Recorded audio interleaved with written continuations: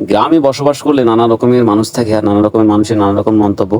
মানে ধরতে গেলে জ্ঞানী গুণী যা আছে সব গ্রামের মধ্যেই আল্লাহ সৃষ্টি করেছে। তো এর মধ্যেও কিছু মানুষ ছিল যারা আমাকে সাপোর্ট করছিল। তলে তলে কি ভাবছিল তা জানি না, কিন্তু উপরে ভালোবাসা দিয়েছিল। তো তাদের সঙ্গে বিদায় টিদায় নিয়ে আমি এখন চিলাহাটি রেল স্টেশনে আসলাম। আমার টার্গেট হচ্ছে ঢাকা যাচ্ছি। ঢাকা কতদিনের জন্য যাচ্ছি, কিসের জন্য যাচ্ছি সেটা জানি না। তবে হ্যাঁ, এটা সত্য যে আমি 3-4 বছরের জন্য তো নিশ্চিত আসছি। যদি আমি সুস্থ থাকি, আমার ফ্যামিলি সুস্থ থাকে, যদি রোগ বালাই না আসে, তাহলে 3-4 বছর 100% থাকছি। আজকে প্রাণের শহর চিলাহাটি রঘুনাথি আমবাড়ি ছেড়ে চলে যাচ্ছি, ঢাকার উদ্দেশ্যে রওনা দিচ্ছি। আসলে আমি কোথায় যাব ঠিক এটাও জানি না। আর আমি সম্ভবত এয়ারপোর্টে নামবো, এয়ারপোর্ট বা কমলাপুরে। এরপরে ওখান থেকে মানে সলিউশন করবো যে আসলে কোন জায়গাতে যাবো। ঠিক আছে, তো ওখানে গিয়ে আমি ফোন দেবো। আর আমার মানি রেখে যাচ্ছে যে এখন কত টাকা দিয়ে আমি ঢাকা যাচ্ছি আপনাদেরকে দেখাচ্ছি। আমার কাছে আছে এই মানে 42 টাকা, মানে যে 40 টাকা 2 টাকা 42 টাকা। হ্যাঁ, এই 42 টাকা নিয়ে আমি হচ্ছে যে ঢাকার উদ্দেশ্যে যাচ্ছি।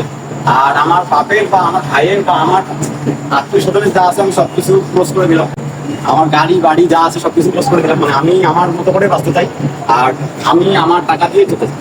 মানে আমি হচ্ছে যে নতুন করে মানে শেষ থেকে শুরু করতে চাচ্ছি, যেহেতু তার দিক থেকে আমার সমস্যা। আর উপকারে দোয়া রাখবেন, দেখা হবে ইনশাল্লাহ। আমার ফ্যামিলি ভালো থাকে, ভালো থাকে, আমি ভালো থাকবো। আর আমার টার্গেট আছে যে 3-4 বছর শহরে থাকার। কিন্তু কি করবো এখন পর্যন্ত কোনো প্ল্যানিং হয়নি। আমি ওখানে দিয়ে সিদ্ধান্ত নিতে আসলে কি করবো। তবে যত নিম্ন পর্যায়ের কাজ হতে গেল আমি নিম্ন পর্যায় থেকে মানে হঠাৎ করে সিদ্ধান্ত নিয়েছি, তাই অনেকেই চমকে গিয়েছিল, অনেকেই বিশ্বাস করছিল, অনেকেই বলতেছে যে ফাজলামো করে করতেছে। আসলে কিছুই না, সবটাই ছিল আমার একটা নতুন করে প্ল্যানিং। আর আমি যেহেতু এখানে ছিলাম ম্যাক্সিমাম সময়, দেখতেছি যে এক এক মানুষের এক এক রকমের হুমকি, এক এক রকমের মন্তব্য। কেউ কেউ বলতেছে যে আসলে ছেলেটা পাগল হয়ে গেছে, ফেসবুক টিকটকে দেখলেই বোঝা যায় যে এক এক সময় এক এক রকম ভঙ্গিমা নিয়ে অনেক কিছুই করতেছে।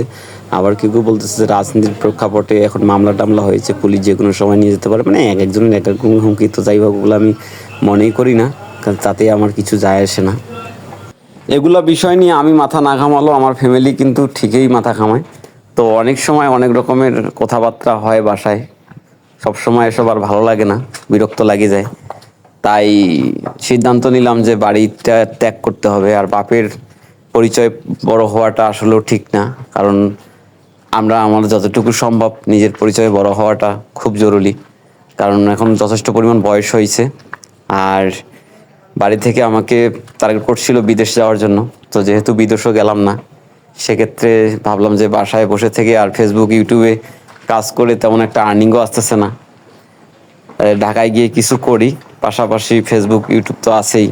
যদি কোনোদিন সফলতা পাওয়া যায় তাহলে পাইলাম, না পাইলে আমার তো হাত পা আছে, আমি তো কাজ করে খেতে পারবো। সেজন্য কাজে আসলাম। আর কাজ যত ছোট হোক না কেন, তাকে সম্মান এবং শ্রদ্ধা এবং পরিচয় দিতে হবে। কারণ ছোট কাজ থেকেই মানুষ আস্তে আস্তে উপরের দিকে উঠতে পারে। অনেক সফল ব্যক্তি সর্বনিম্ন থেকে সর্ব উঁচুতে গিয়েছিল। তো আমারও চিন্তা ভাবনা হচ্ছে এরকমই, যে ঢাকায় যাই। ঢাকায় গেলে তো অনেক রকমের কাজ কাম থাকে।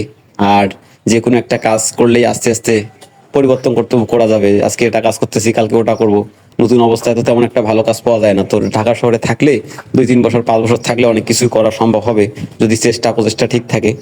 তো এটা ভেবেই আসলে সিদ্ধান্ত নিলাম যে ঢাকায় যাই, ফ্যামিলিকে আর চাপ না দিই, এলাকার মানুষজন হাসাহাসি অনেক হাসি ঠাট্টা সব মিলিয়ে আমারও একটা বয়স হয়েছে।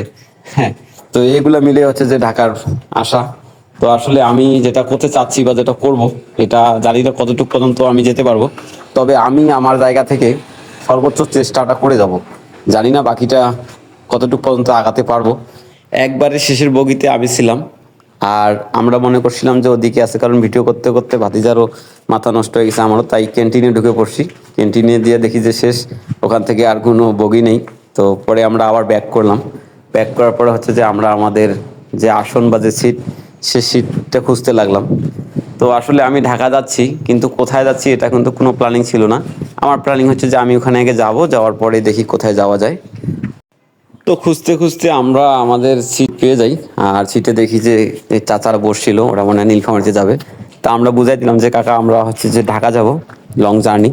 তো আপনারা অন্য ফাঁকা সিট আছে ওখানে বসেন, আমাদের সিটটা ছেড়ে দেন। তো তারা আবার সিটটা ছেড়ে দিল। সিটটা ছেড়ে দেওয়ার পরে আমরা ব্যাগ ট্যাগ রেখেই ওখানে বসলাম। তো আসলে অনেক গরম করছিল, যেহেতু আমাদের বগিটা ছিল ক, আর ক বগি হচ্ছে নন এসি, তো অল্প টাকা, তার জন্য হচ্ছে যে নন এসি। তো এদিকে আবার সিটের কোয়ালিটি খুব খারাপ, সিট ভাঙা। ভাবলাম যে অল্প টাকা যার ঘেকা বেগুন তার, ঠিক আছে, যখন দুঃখ যায় তখন চতুর্দিক দিয়ে দুঃখ যায়। তো এত গরম সহ্য হচ্ছে না, তাই জানালাটা একটু খুলাইলাম। জানালা খুলে দেখি যে বাইরে অনেক অন্ধকার আর ধুলা আসতেছে। আর এভাবে মাথা বের করে রাখলে যে কোনো সময় হচ্ছে যে কোনোখানের সাথে বাড়ি লাগলেই অবশ্যই অবস্থা খারাপ হয়ে যাবে, বিশেষ করে ছিনতাইকারীরা। তো যে কোনো সময়, তারপরও মনটা অনেক খারাপ লাগতেছে যখন বাড়ির দিকে তাকাচ্ছি। এই ছিল শহর, এই শহরের ধুলোবালি সবগুলোই যেন গায়ে লেগেই আছে। তো সবকিছু ভুলে চলে যাচ্ছি। জানি না ভিডিওটা কোথা থেকে দেখছেন, ইউটিউবে দেখতেছেন নাকি ফেসবুকে দেখতেছেন। যদি ফেসবুকে দেখে থাকেন তাহলে ইউটিউবে গিয়ে সাবস্ক্রাইব করবেন, আর ইউটিউব চ্যানেলটি আমার এই ভিডিওর কমেন্ট বক্সে দেওয়া আছে, আপনারা গিয়ে সাবস্ক্রাইব করবেন।